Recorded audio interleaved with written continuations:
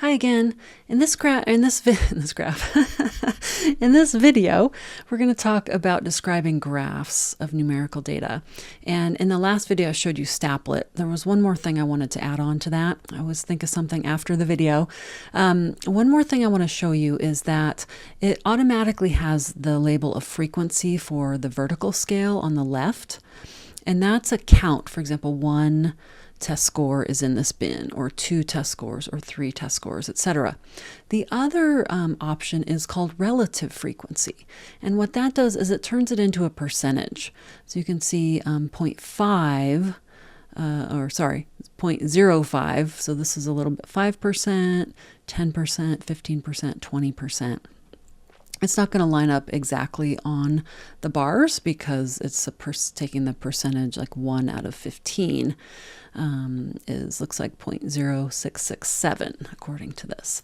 So if you ever see relative frequency, that is referring to a percentage on your scale. Okay, so you can flip back and forth between those as you need to. Okay, great. So let me get rid of that. And then I'm on our next notes page here, which is describing graphs of numerical data. Okay, so now that we've graphed a data set, I want to give you some more vocabulary for the shape. And our goal is we're actually going to write a paragraph describing a data set. So you might be surprised that we're doing so much writing in statistics. But our goal is to write a paragraph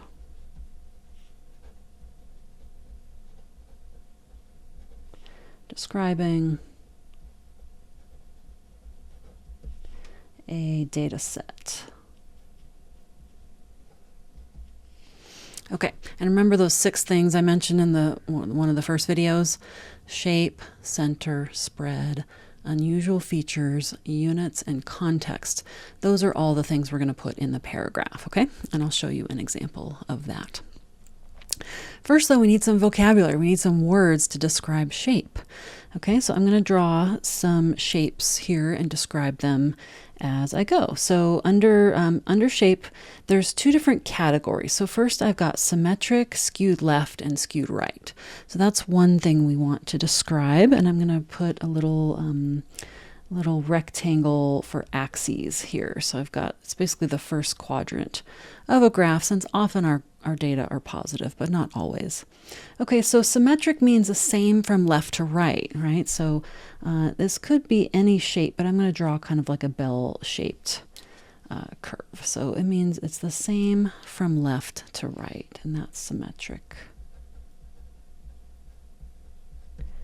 Okay, and these graphs I'm drawing, this is coming from a histogram. So you could imagine we've got some bars in our histogram. I just don't want to take the time to draw all the bars. I guess I'm doing it anyways. So we're getting the shape from our histogram. So let me write histogram. We want to view the histogram, and then we can use that to determine the shape. Okay, the next graph is skewed left. Let me draw another kind of L-shaped axis here. Okay, so skewed left, this is not symmetric then.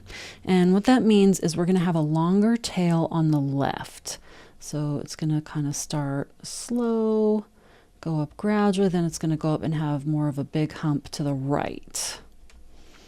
So that is skewed left. So the longer tail is on the left, or the skewed side. Skewed left, or skewed to the left.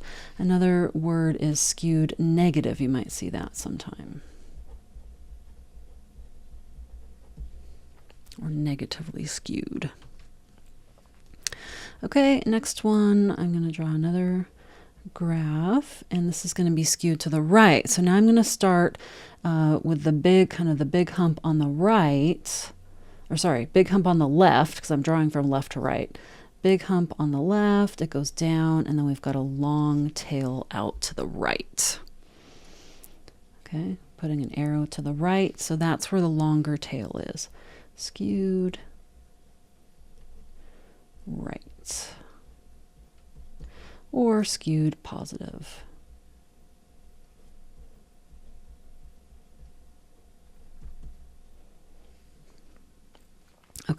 So with skew, it's where the longer tail is. Longer tail is the direction.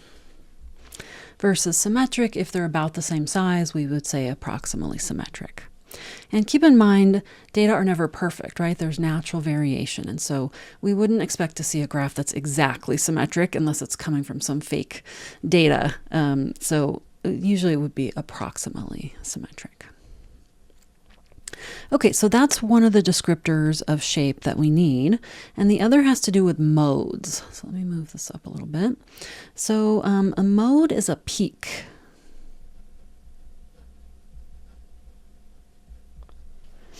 Okay, so no mode means there's really no peak in the data. Now, the only way I can think of for that to happen, let me draw another graph here, is when it kind of looks like a rectangle.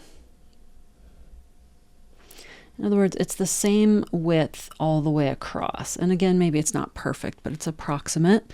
That's called, that's no mode. So there's no peak to the data. It's all the same. Another word for that is uniform. If you ever see that word. Uniform is like if we all wear a uniform, it's meant to look, so we look similar or the same. So that's the word uniform. It means the same all the way across. And there would be no mode for that.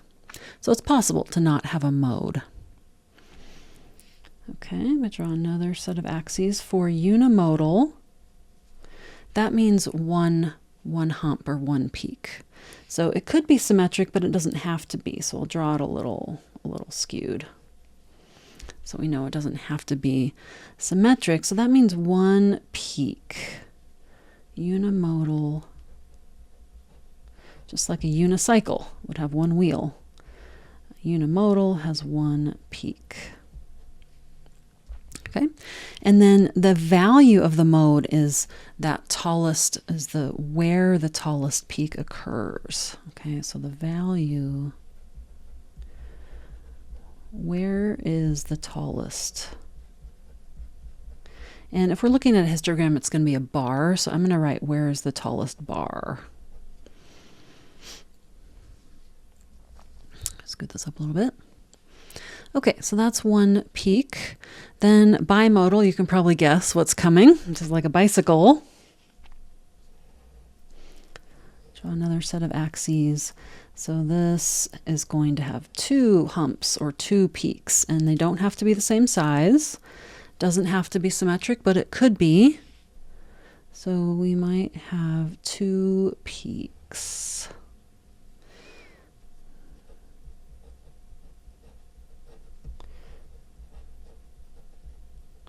Two peaks or two modes, okay? And then we could find the value for each of those. I'll show you that in just a second. Down below. Okay, now if there's more than two, I mean, I guess we could say trimodal, etc., but usually we just say multimodal. So let's say we have just a whole bunch of peaks and valleys like that. So that would be multimodal.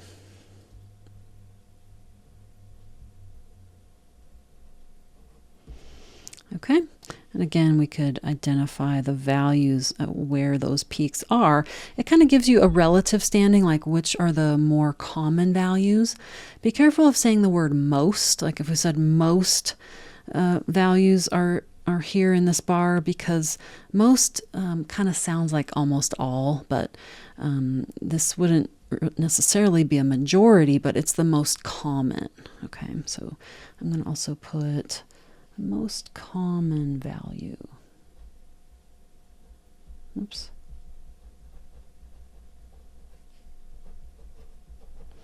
Now, some of you may have learned that mode is the value that occurs the most. And that is one way it's defined, but that can be a little tricky because when we're looking at the bars, I'll show you that in these next histograms. I'll show you why it's better to look at the actual peak, in my opinion. Okay, so now down below we have two histograms that are already made here. so that we can describe the shape. So example 2, describe the shape of each distribution. What are the modes, if any? Okay, so we want to look, now here we have the bars, okay, so I can see this one, this graph says customer service times, it says original data, service time in minutes, and frequency on the left, and it goes 20, 40, 60. And service times go 0, 25, 50, 75, 100, 125. Okay, and we have the tallest bar to the left, and then it goes down, drops down pretty rapidly.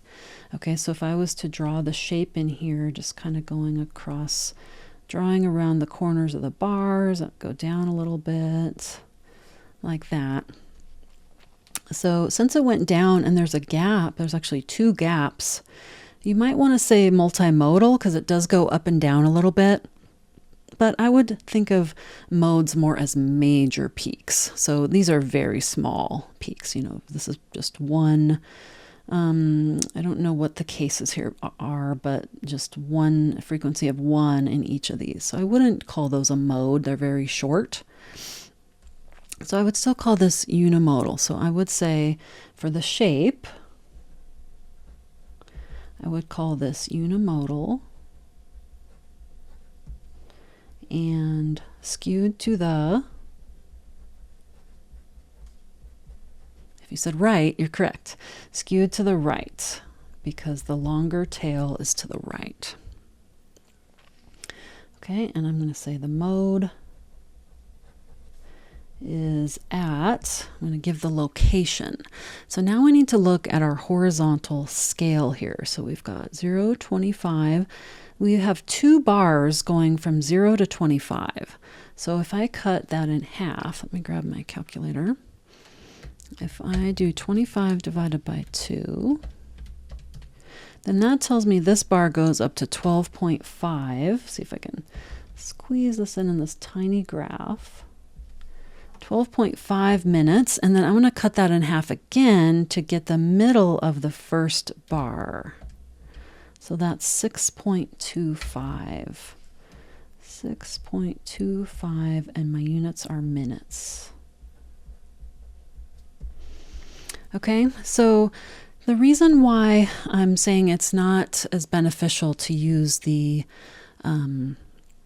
actual number is, let's say we had a number over here, 49, that occurred the most, like maybe there's 3 49s that just happen to be all that same number. But in this 0 to 12.5, we have 60 values, a frequency, or actually more, 60 something. It's between 60 and 70. So, but maybe it's not the exact same number, but they're more closely concentrated here. So that's why I'm saying it's easier, it makes a little more sense to me to use the tallest bar for the mode. And so we're going to estimate it with the midpoint of the tallest bar, because we don't know, we don't have the data right here. So we don't know exactly, you know, where these fall between 0 and 12.5, but we're going to estimate as the midpoint of the tallest bar, okay? So I'm going to write that down here. So estimate the mode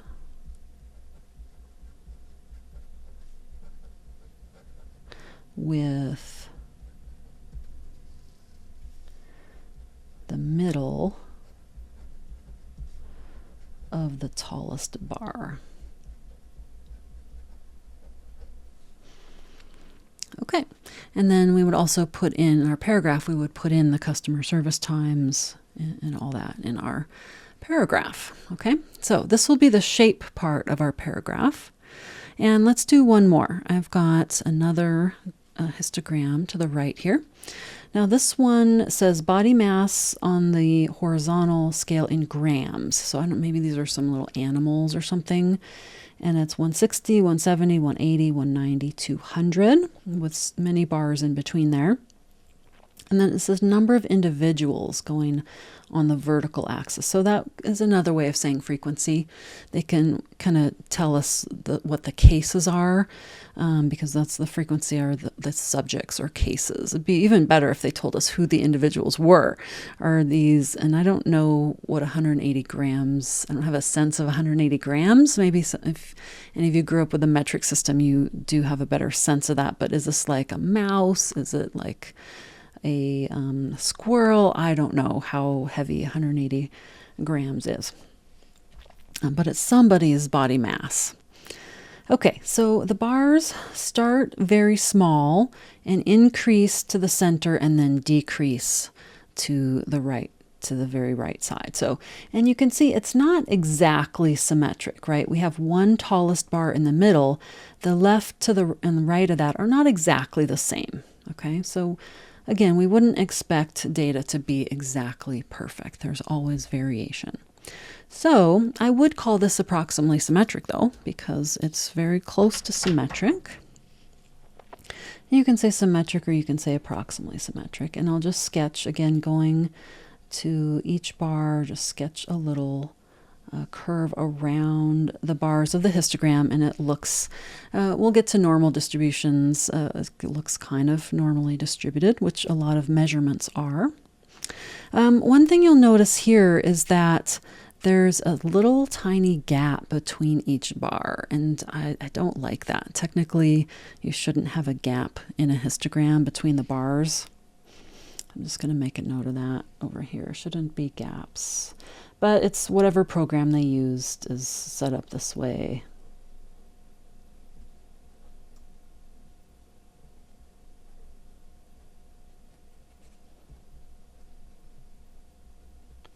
Shouldn't be gaps between the bars. And that's because a bar chart has gaps, and that it gives your eye a visual cue that it's a numerical variable versus a categorical or qualitative variable. So we do have gaps here. And then another interesting thing is the numbers are in the midpoint of the bar. So that's another way of doing a histogram. You'll see all kinds of variations of histograms. However, that is very nice for our mode because they've already told us the middle of the tallest bar is 180 grams. So bingo, we've got our mode right there. Okay, so if I was going to summarize the shape on this one,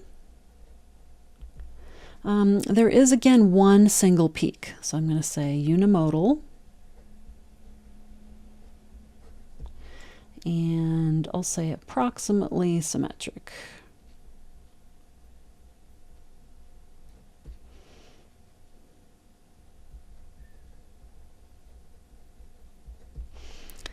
Okay, and then I'm going to say the mode is about 180 grams. Okay, so the mode, you could think of it as part of the shape because that tells you where that tallest peak is, or you could also think of it as a measure of center because it's there's a few different measures of center that we'll talk about because it's not always in the middle though, right? Our mode on the service time graph was right on the left side. It was in the middle of the first bar. So it's kind of a toss-up whether some people might say mode is part of center and some people might say it's part of shape. So as long as you get it in there, that's the most important thing, whether it's part of shape or whether it's part of center. Okay, so that is all about describing shape. And then next we'll look at center and spread and see how those go together.